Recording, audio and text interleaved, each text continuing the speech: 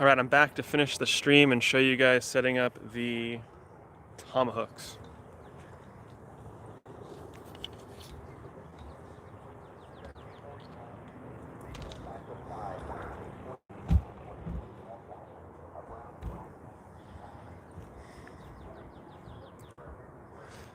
Charging, okay, cool. Hey guys, thanks for coming back. The battery died on my external, or I don't know, my external battery is not working or something, so. And okay, so now it's time to do the training of the tomatoes, or the first piece of training. So what we'll do is use these, and these are tomahawks. So this is for a lower and lean system, and it's got a really strong string on it. And all I do is I hang them onto the wire here that we set up earlier, and I set them up for each tomato. So I'm gonna hang a few of these up, and then I'll show you how I attach it to the tomato.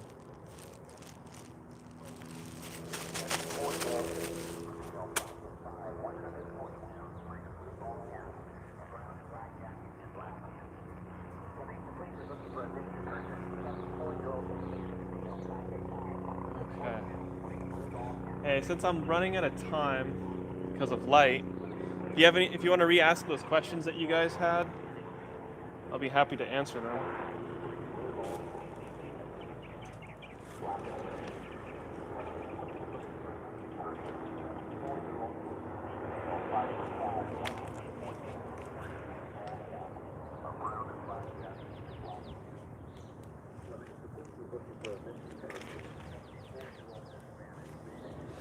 So I'm going to add them to the whole line here.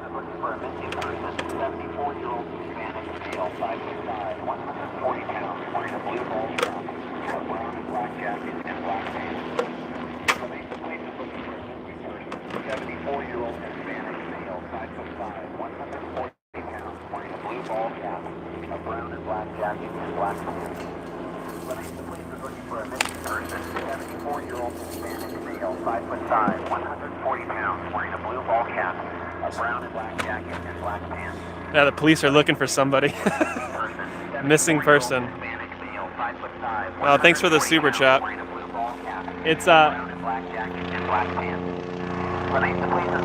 he is. 74-year-old Hispanic male, 5'5", 140 pounds, wearing a blue ball cap, a brown and black jacket, and black pants. Yeah, they're looking for someone this time.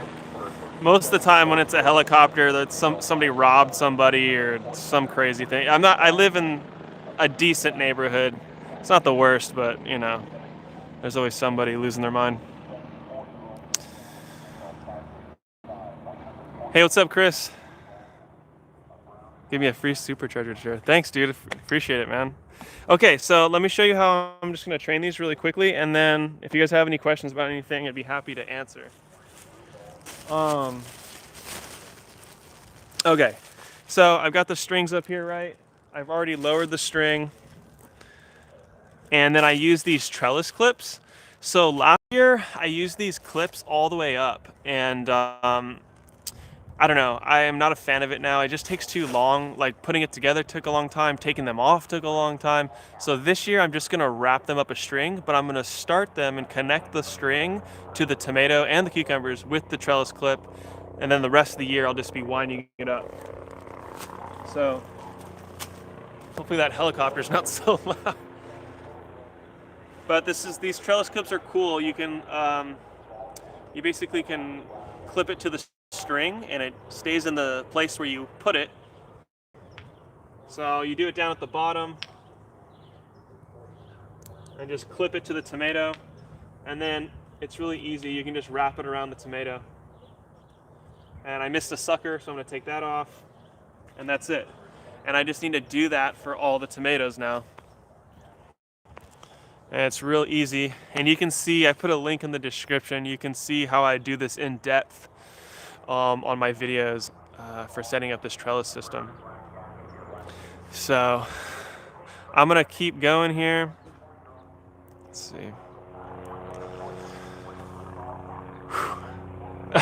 The police. You guys are losing it. That's so funny. So anyways, I guess I'm gonna keep going here. Yeah, it's so dystopian, dude. Yeah, it's like 1984 or Brave New World. That's what it reminds me of. Someday there'll be helicopters looking for people fighting for freedom, I bet you. All right, so let's keep going on the strings then.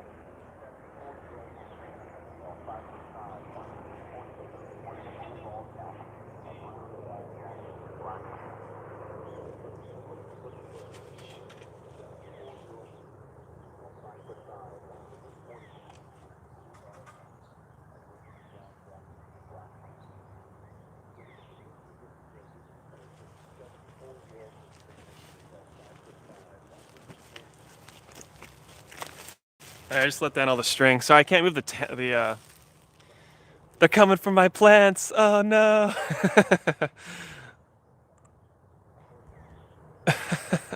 Yeah, I don't live in Compton. It's not quite that bad. Uh, oh, sweet monkey went bananas. It's a sweet system. I love it, and it's pretty cheap to build it too. All right, so I got all my strings down now, so now I can start attaching everything.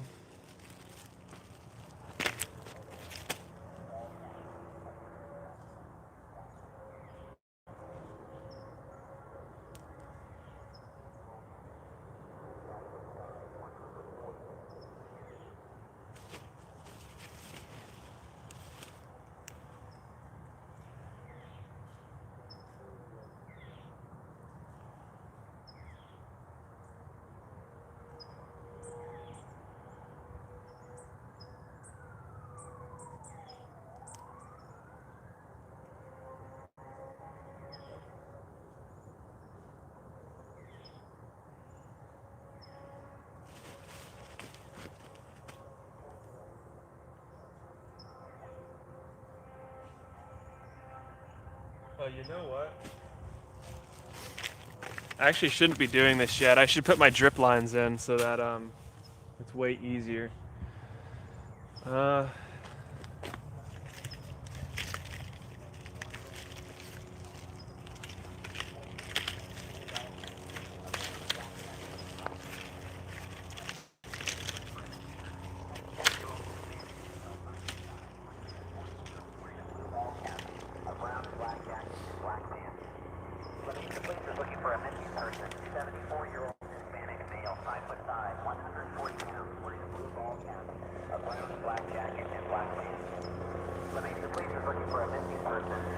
they're coming back. Nice. All right, I gotta pressurize this. 74-year-old Hispanic male, 5'5", 140 pounds, wearing a blue ball cap, a brown and black jacket, and black pants. The police is looking for a missing person. 74-year-old Hispanic male, 5'5", 140 pounds, wearing a blue ball cap, a brown and black jacket, and black pants. The police is looking for a missing person. 74-year-old Hispanic male, 5'5", 140 pounds, wearing a blue ball cap, a brown and black jacket, and black pants.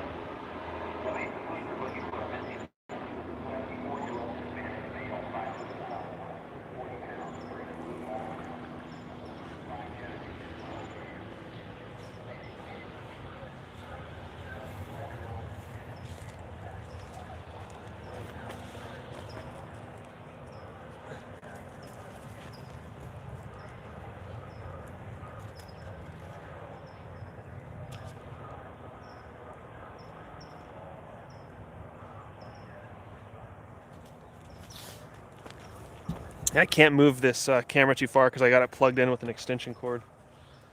I gotta figure out what's wrong with my battery.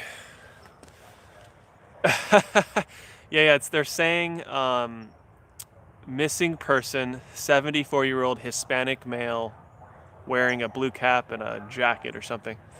It's probably someone with dementia or something. Got lost.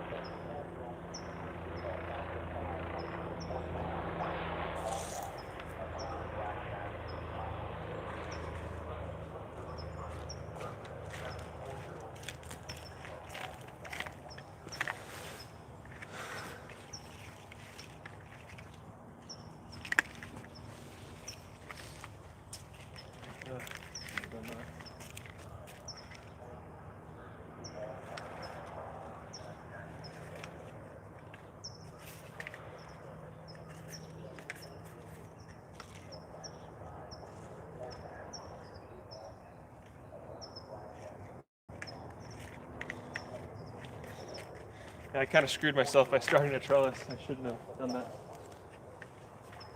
Made it harder on myself. Oh well.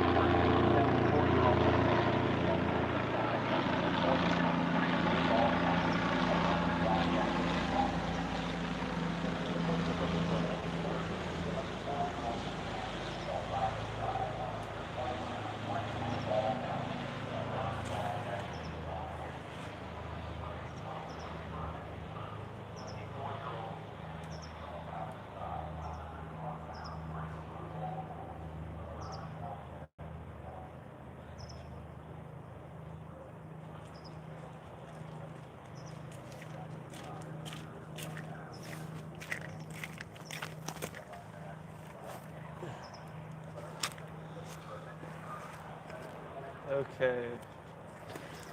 Two more.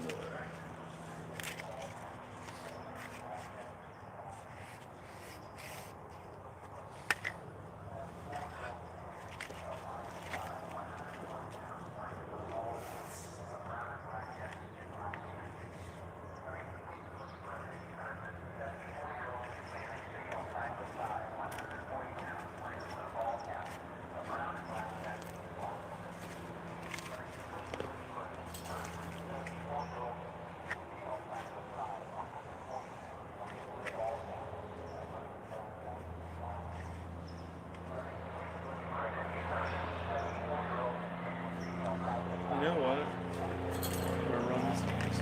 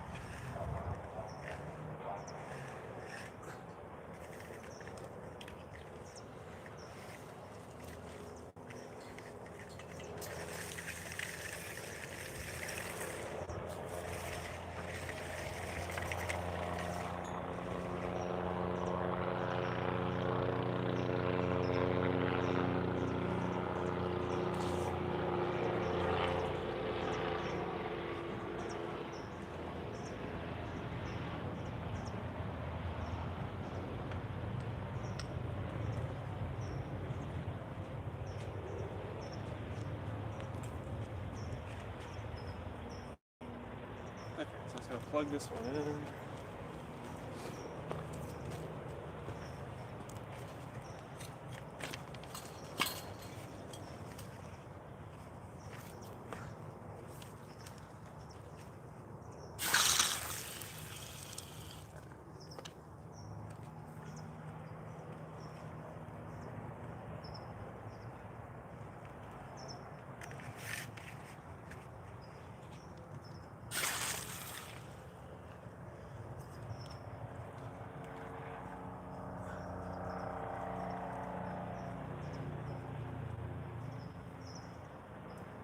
Okay, I just gotta run this line to the other side and I'm done.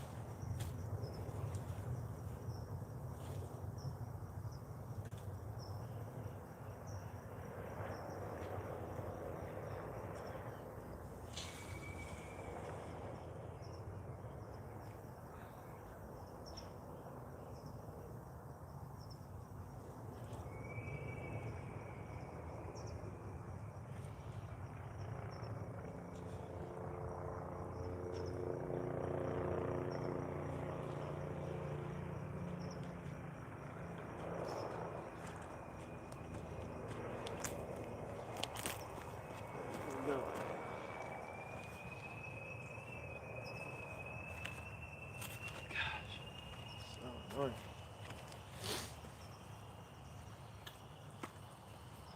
Cool. Done.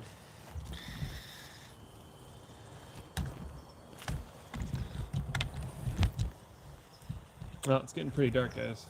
I'm still gonna finish this though.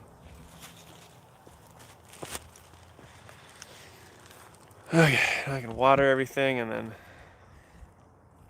finish setting this up.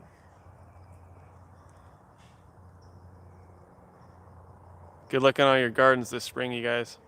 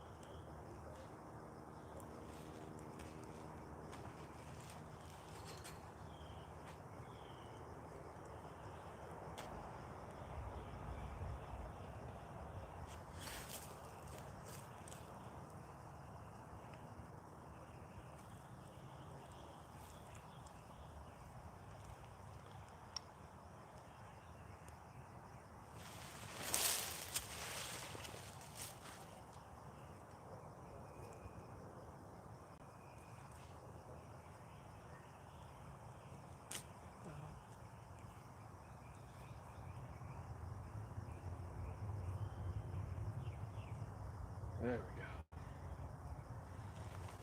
go.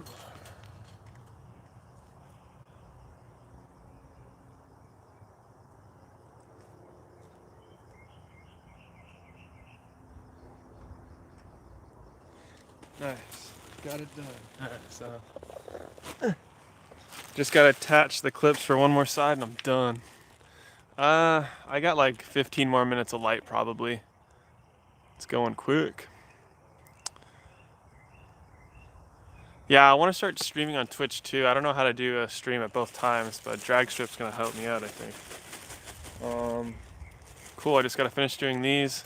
Thanks, Luz. Yeah. Getting dark, but gotta finish, right? Gotta keep grinding. Okay, so the phone shouldn't shut off this time, so thanks, dude. I appreciate it. Chula Vista. Oh, sweet. I don't know if you guys have any questions or anything. I'll talk to you guys for a few more minutes after I clip these up. We'll just go in the garage where it's light.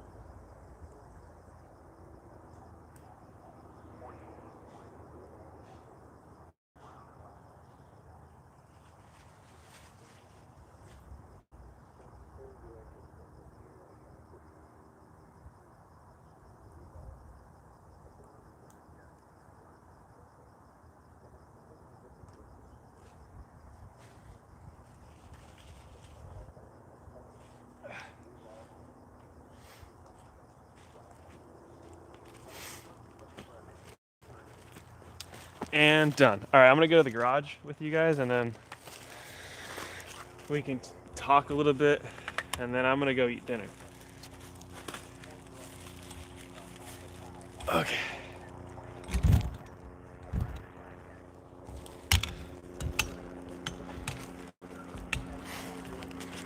There's my skunk lights coming on.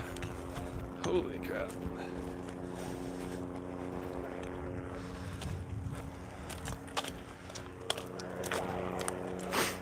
That helicopter's still going around, man. Okay. Whew. Did it. That was fun. Let me plug this phone in so it doesn't die again. Okay. Whew. All right. How's it going, guys? Yeah, I've been having to plant in the dark to get all these beds done. I like planting in the afternoon though, because especially in like it's already getting up into the low 80s sometimes. Let me sit on this.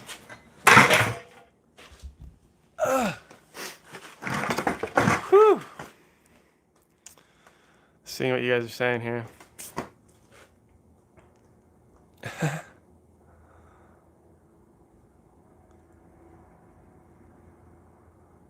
Nice. That's so cool. You guys are all talking. I'm glad you guys are making friends. That's awesome. Drip system the first time. Yeah, it is. Drip systems are. It's always a little bit of a pain. It's kind of fun to design them. Helicopter.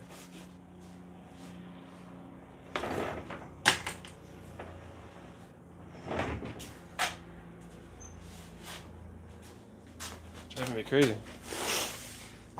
But no, drip isn't that hard to set up. And if you're gonna buy anything drip related, it'd really help me out if you use my affiliate link for Drip Depot. I've been buying from them for years. They're awesome. I have a link down in the description for them. But yeah, the drip, drip tape, and I use 1/2 inch poly for my small setup.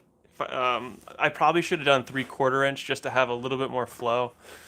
But like 500 square feet or less, you can kind of get away. You can get away with 500 square feet or less per valve. You could do 1/2 inch, but you could do 3/4 to if you really want to dial it.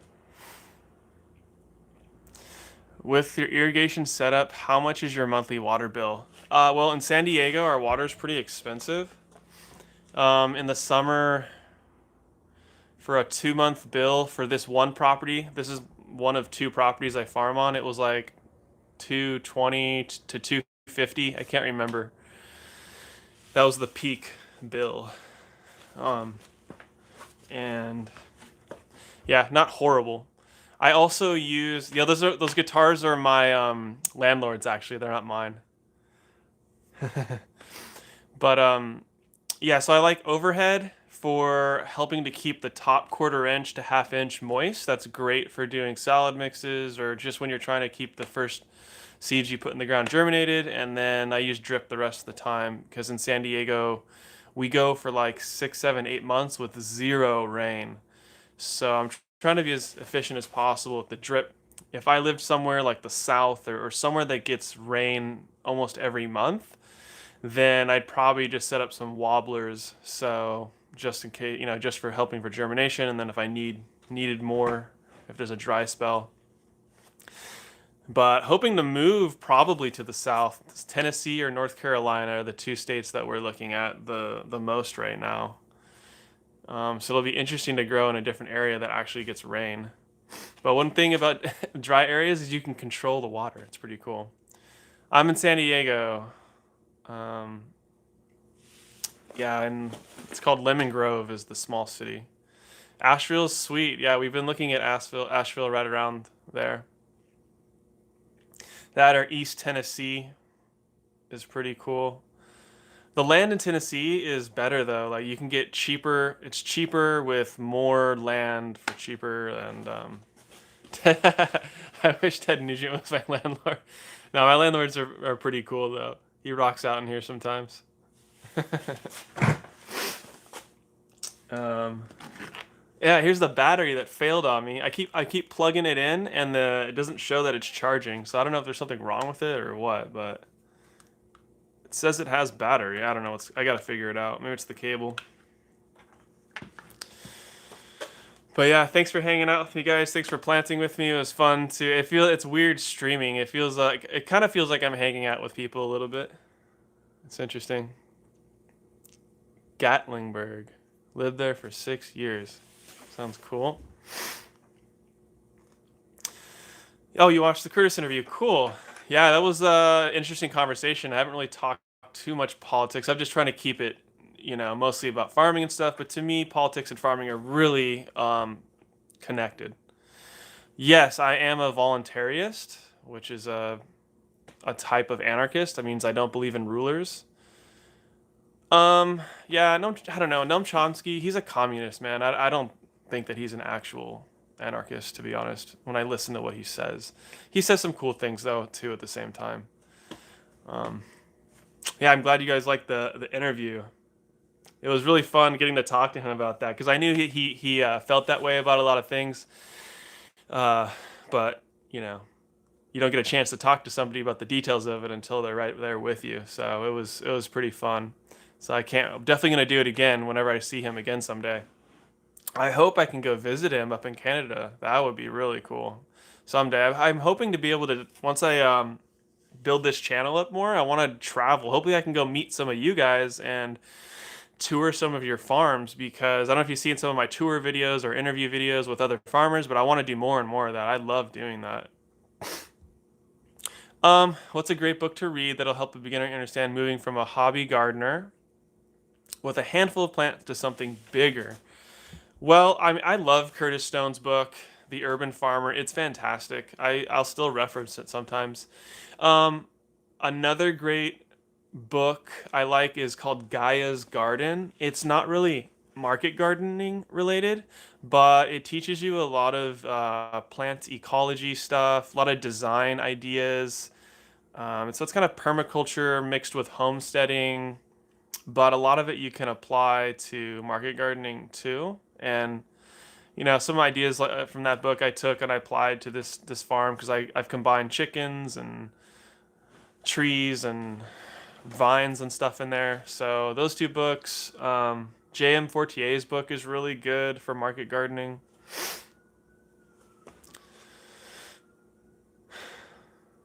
Decided. Oh, thanks, Tater. That's so cool. You've been watching for so long. Thanks for watching my videos.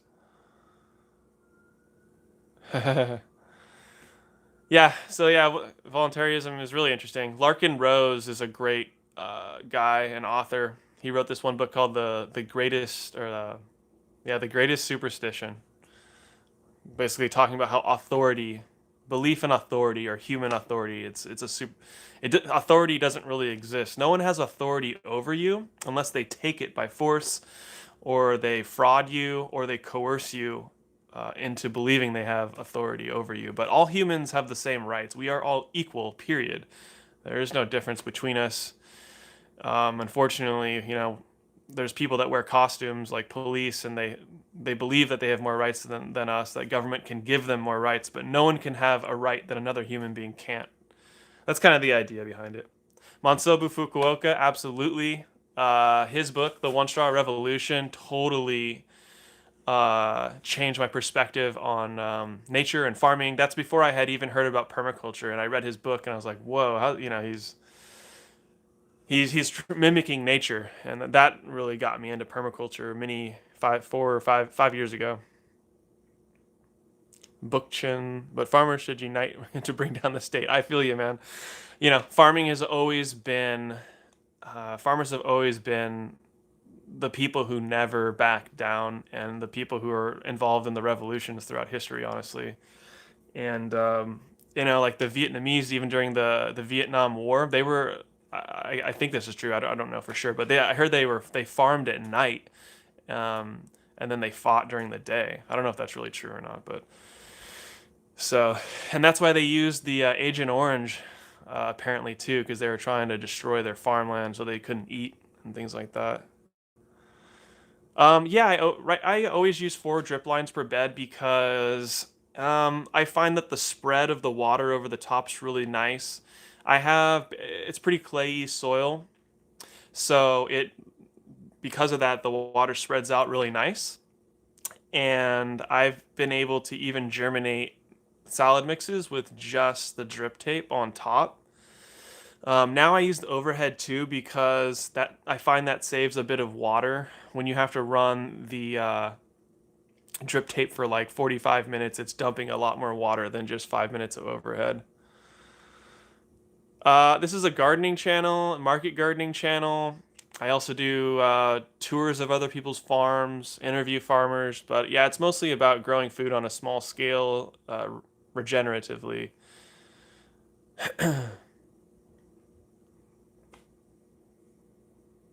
Yeah, Curtis Stone's book is awesome. It's especially if you want to get into market gardening and make money doing this. He's the man for that. He's the one who because I farmed for 2 years before I went off on my own and did what I'm doing now, and he really helped me dial in the what's the most how to look at what are the most profitable crops and interplanting and um, time saving sort of stuff, efficiency. Yeah, Roundup and Agent Orange, exactly. It's the same company. I've been to Vietnam, and I went to the. I'm forgetting the name of the tunnels. Yeah, it's one of the museums, but it's where they have the tunnels where the Viet Cong tunnel into the ground and all that. They show you all the crazy traps that they used on the American soldiers is hardcore. But the first place they take you is this. It's like a charity organization where all these people that like a generation or two later, they still have like birth defects and deformities from the Agent Orange. And in that building, they have this humongous sign that says like "Death to Monsanto" or something like that. They call out Monsanto and say that they did this to us. So it's pretty fascinating. Um, oh, my greenhouse. Yeah, I really like it. It's helping me to keep my plants healthier and sprout faster, better germination percentage. I have roll up sides for ventilation. I keep the front door open. And then I recently just chopped a big window into the back plastic. And, it's hot in San Diego for like 6 months. Um, so that's giving me my ventilation. When winter comes back, I'm just going to put some Velcro sticky in there and then reattach that piece of the plastic. That's how I'm doing it. I'm getting enough ventilation so that the wind is coming through and moving the plants, helping them to harden off. So I'm not going to be using a fan, but fans are a great way to have that same effect. Sam 1600 says, I'm starting a family homestead with my bro in Vermont next spring. That's awesome. We're thinking of starting out with salad mix and tomato and other cash crop. Any other cash crops for beginners? Oh yeah, salad mix for sure. If you're doing salad mix, then I recommend you need to build a post harvest station. So a greens bubbler, a salad spinner, a drying table possibly. I have videos about how to build all that stuff. Actually, Michael Kilpatrick, who's coming over here tomorrow, who basically invented this cheaper style of post harvest station. He told me recently, or he said in a post, that a lot of farmers now, people who are doing hundreds of pounds a week to these salad mixes, aren't even using the drying table. they're actually just spinning it in the spinner longer and then taking out the step of using the drying table. So that's a possible thing you don't have to do. I still use a drying table. I feel like it helps me make stuff last longer. But okay, so other cash crops, heads of lettuce for sure. Lots of chefs and things want romaine and all that. Tomatoes, absolutely. Flowers are another one to possibly consider. I know Never Sink Farm, the Connor Crickmore. I think he's said that flowers they rival tomatoes in profitability and maybe even higher profitability. It's pretty interesting. Other than that, though, radishes are awesome because they're so quick. They're 25 to 30 days. Carrots are always a bestseller. You can't grow enough carrots. Everybody wants them and loves them. Um, Different herbs, basil. When it's time for basil, people love that. And being in San Diego, we have a larger Hispanic population, and everybody here eats Mexican food. So like everybody loves cilantro. So that is really popular for me as far as herbs go. Oh, thanks for sharing the books. That's cool, man. Um, yeah, I do. I do. Right now, I just do all farmers market. I sell at one farmers market now. I used to do two, but now I have so many customers at this one market. I can sell basically everything there. I do also have private buyers that will come out. I sell my eggs to them and sometimes other things. I'm starting to use this one app called Vinder, Vinder. My buddy Sam Lilly makes it. He's actually from San Diego. But it's basically like Let Go or Offer Up, but with veggies. You guys should check it out. Download it. And if you download the app Vinder, please use my when you sign up, it'll say like affiliate code. Use Nature's Always Right as your affiliate code, and that would really help me out. But it's a cool program, cool app. If you guys want to ask me questions about it, um, just message me on Instagram, and I'll help you set it up or give you information about it. But it's a newer app, and hoping we need easier ways to sell produce, and an app is a pretty cool way that could catch on with consumers. Sweet. I hope we can hang out too, Beach Family. That'd be cool. Um, wow. Sorry to hear about your uncle. The maggot bin. Oh, the soldier fly bin? Yeah, I need to restart that thing. It's now warm enough. And so I just need to get some more larvae. And I'm gonna restart that thing. I need to rebuild my ramp. Now that I just got the tomatoes in the ground, like all my summer stuff's done, so I can catch up on some other cool projects. All weed and no fee. Sure, yeah, I would love to come to Australia someday. There's a lot of cool people there doing cool things. New Zealand too. I used to be in aquaponics. I had built a little aquaponics system. So I like Murray Hallam. You might know who he is.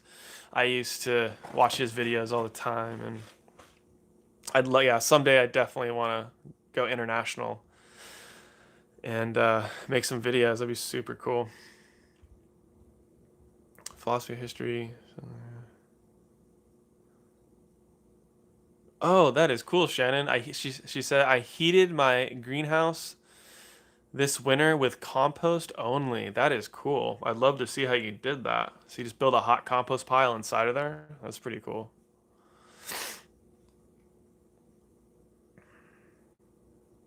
Oh yeah, I know, man. Yeah, Iraq is so bad. Yeah, all the Iraqis too that depleted uranium screwed them, man, and the poor vets too. It's a disaster. War is horrible. Thanks. Yeah, the drying rack is nice. I like getting it to a certain dryness, and it holds up really well in the bag. Yeah, flower CSA. People love flowers. Oh, recommend a podcast for the flowers. Diego Footer.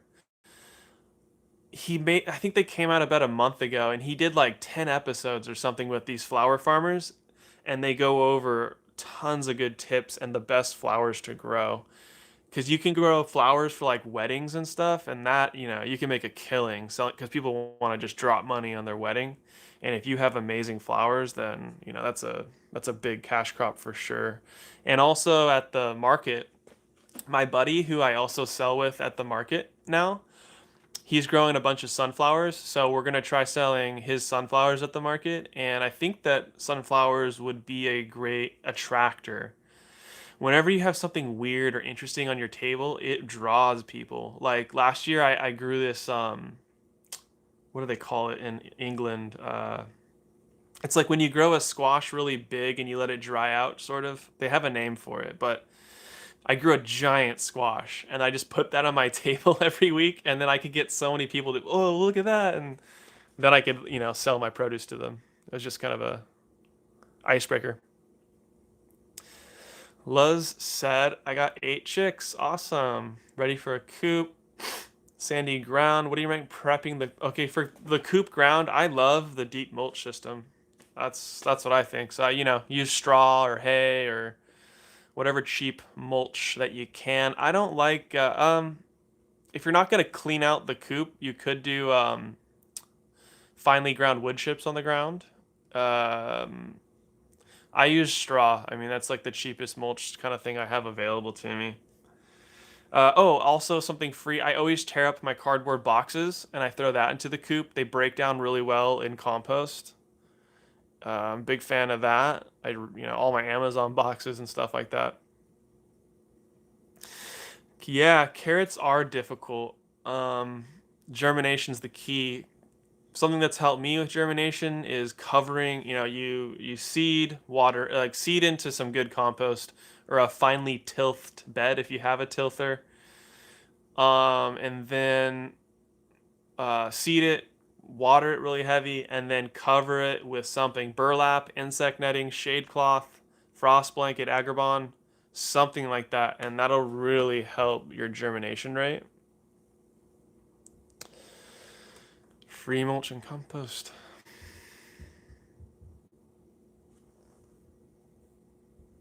Um, yeah. Oh, and with the tomatoes out there, I am gonna be putting down some mulch on the. I'm gonna use just my straw and put down straw mulch on top of the drip line, and that'll just help with moisture retention. Oh, nice, drag strap. I'm glad you had success with Soldier Fly. I'll have to talk to you more about it. I failed the first season. The second season, I bought Soldier Fly and I raised them, and it worked pretty well. I just got to improve my ramp system. Hopefully this season I can get it really working good because they are awesome. It's an awesome way to feed your chickens for basically free. Um, I haven't really considered growing cannabis.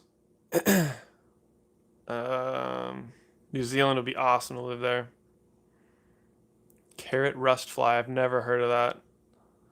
Aphids and bugs in general. I just focus on my soil health, and uh, I'll these days I spray out like a compost worm plus Korean natural farming tea every month. I used to do it like every week, but now my soil's so good that I don't see it being as necessary to spray out my teas as often. In general, though, yeah. So as much diversity around your farm as possible, different plants. Um, like in your non-production areas, grow different types of flowers and um, succulents, all different sorts of things, because those are homes for predator insects that will, munch on the bad guys. But I don't use any type of pesticide or herbicide. Having said all that, I'm in an urban area, so the pest pressure here isn't that bad. I'm also in San Diego. The pest pressure here isn't that bad. Insect netting is a great way to deal with a lot of insect pressure in other areas.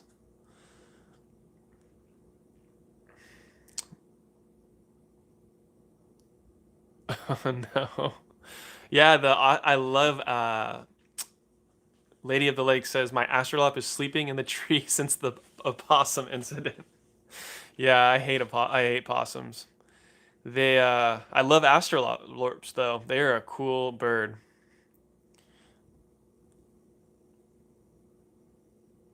Mm-mm-mm. I have raised bees. I raised them for over a year, and unfortunately, I had a bunch of ants raid my hive, and then they all left. They absconded, so that sucked. So I haven't gotten more bees because me and my wife are hoping to buy land in the next year, or maybe 2 years at most.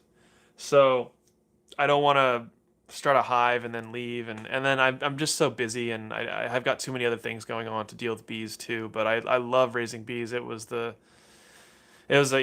amazing experience, and I'm definitely going to be doing it again. I have a video or two about bees on my channel.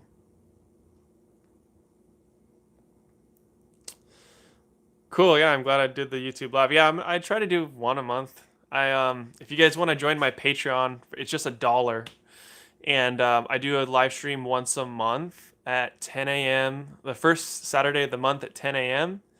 The next one is next Saturday, and we just hang out, talk gardening or farming, ask any questions you guys want to talk about, and I have a link down in the description for my Patreon. Any update on the aerated compost system? Oh yeah, I kind of mentioned that. I've not. I've been too busy. That's something I want to try to build. I want to build a backyard version of it. My buddy here in San Diego does a commercial version of this, and it would be pretty sweet to figure out a system that worked. Yeah, his name's let me think of his business name. Oh, it's called Agrarian Craft is the name of his soil and garden landscaping business.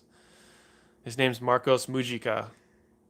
You can message me and I'll link you up with him if you want. Red-tailed hawks. Yeah, we've got those too here. Bald eagles. Oh man. Good luck with that. Uh yeah, if you've got that sort of issue, then I'd have them in a coop that has a top to it, or let them free range in a fenced area that's under a big tree. Having a rooster really helps because the rooster's always on the lookout for hawks. But man, if you got bald eagles, that's crazy. Can you spell the name of that Diego guy who provided the advice on flowers? Oh, sure. Yeah, Diego, that like you spelled it, Footer, F yeah, Ooter. He does the Permaculture Voices podcast, Small Farm. I'm sorry, I'm really tired, guys. Small Farm Small Farm Smart. He's got like 4 or 5 podcasts. And the Grass Life. If you search Diego Footer on Google, you'll find him. He's awesome. He's a friend of mine. He lives in San Diego as well.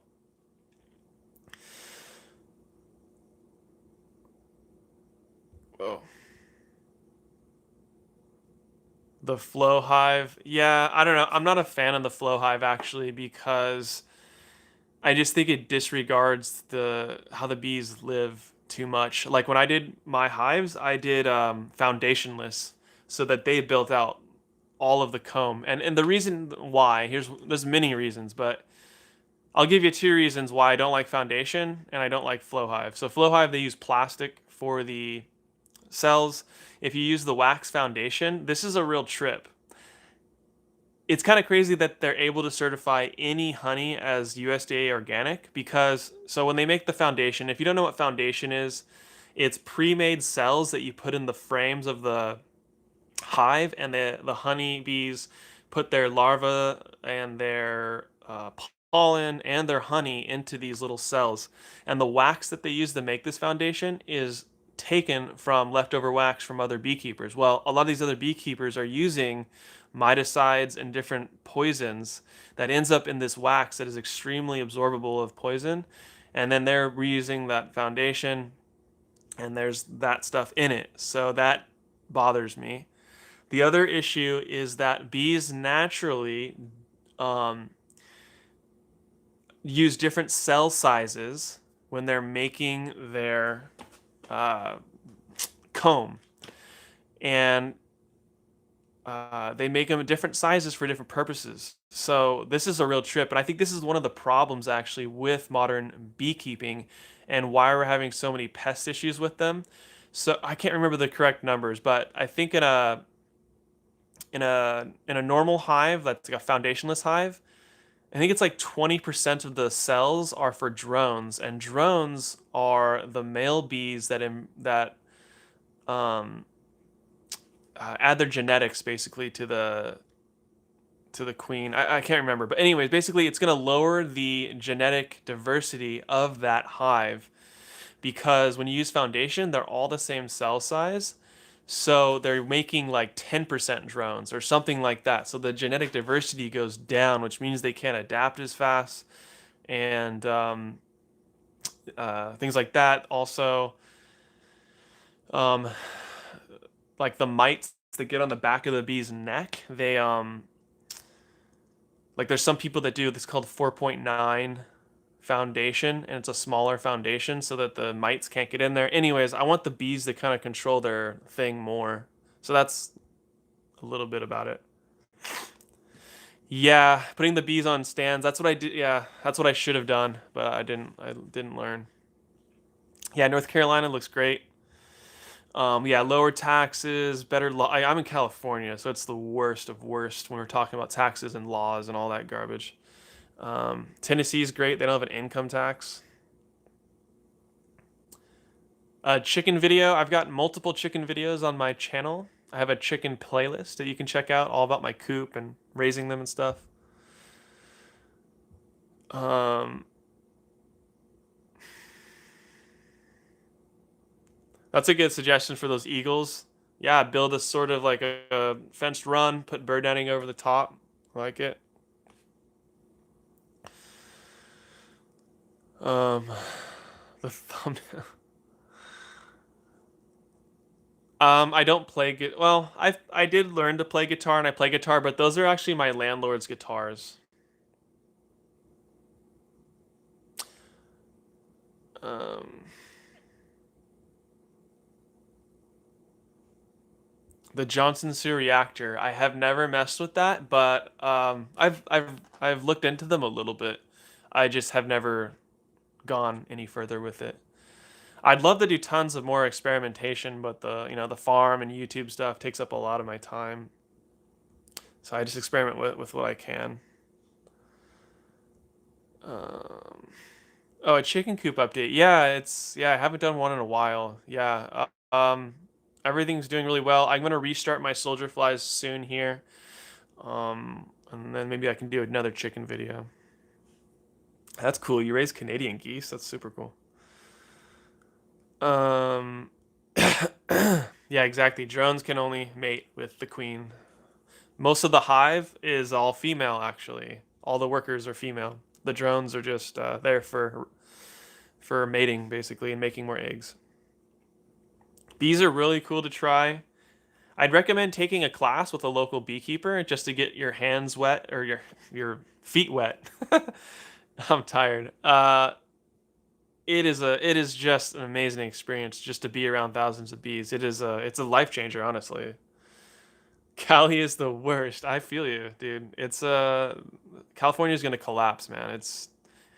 I don't know why anyone would want to start a business here, or I don't know why Silicon Valley stays here. I don't get it. I don't know why they pay the taxes. Why do you farm worms? Because they make the best fertilizer on the planet. They're worm castings. And generally, what I use their castings for is to make my worm and compost teas that I spray out. I also mix in my worm castings in with seedling mixes or my compost. It's full of humic acids and fulvic acids, and it's awesome stuff. Cool. Yeah, I've got multiple videos all about worm compost, and I talk about that and what why I like it. But you can't make better stuff. They make it for you, basically. Um, cool, guys. Well, I ran to the bottom of the questions there, so I think it's time for me to go eat some dinner. It was great talking with all of you. Please check out the video description. I've got lots of other things about my tomato trellis, my Patreon page. If you'd like to donate, you could donate through PayPal or join Patreon. You can join the once a month live stream, be a part of that. My website's getting more and more updated. I'm going to put more content onto my website, like articles about a lot of the stuff I'm talking about going into the future. What else can I talk about? Hey Chris, if I could change anything on the coop, there's not much I would change actually. That's because I messed with other coops before this, but oh, here's one thing. I put a bunch of chicken wire on the bottom of the coop because I was worried about animals digging under, but that was really annoying for taking out the compost later on. When I'd rake it, I'd hit the chicken wire and it like that, or if you're gonna do it, dig down deeper. You know, it depends if you have to deal with foxes or maybe a coyote or something that would dig under and into the coop.